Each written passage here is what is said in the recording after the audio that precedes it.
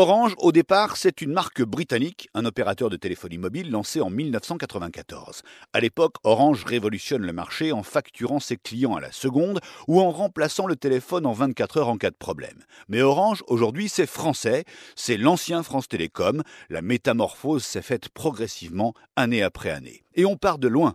En 1988, il y avait encore les PTT qui éclatent cette année-là avec d'un côté La Poste et de l'autre côté France Télécom qui ne va cesser d'évoluer, avec des noms qui apparaissent et qui disparaissent comme Itineris, la marque de téléphonie mobile GSM en 1992, ou en 1996 France Télécom qui lance Wanadoo pour ses activités Internet grand public. En l'an 2000, France Télécom rachète la marque britannique Orange, qui a bien grossi depuis sa création et qui revendique 6 millions d'abonnés. L'opérateur historique français met plus de 40 milliards d'euros sur la table pour devenir le deuxième opérateur européen du téléphone mobile en 2000, avec 20 millions d'abonnés en Europe.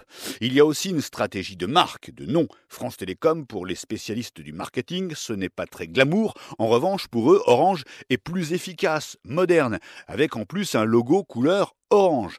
Alors en 2006, Orange devient la marque unique pour les offres mobiles, télévision, Internet de France Télécom. En 2012, la ligne fixe de France Télécom devient Orange elle aussi. Et en 2013, logiquement, France Télécom devient tout simplement le groupe Orange. Orange est l'héritière d'un opérateur public historique de téléphonie, mais aujourd'hui, plus grand-chose n'y est public, puisque 23% du capital est détenu par l'État, alors que quand France Télécom a racheté Orange en 2000, l'État était encore actionnaire à plus de 60%. Sa part s'est diluée sans cesse avec notamment la privatisation partielle du groupe. Des milliers de suppressions de postes et des changements de métier ont aussi entraîné une vague de suicides à la fin des années 2000. Le groupe est poursuivi pour harcèlement moral.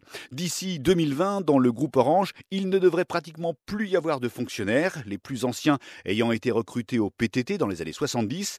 Les départs à la retraite, plus ou moins accélérés, expliquent le phénomène.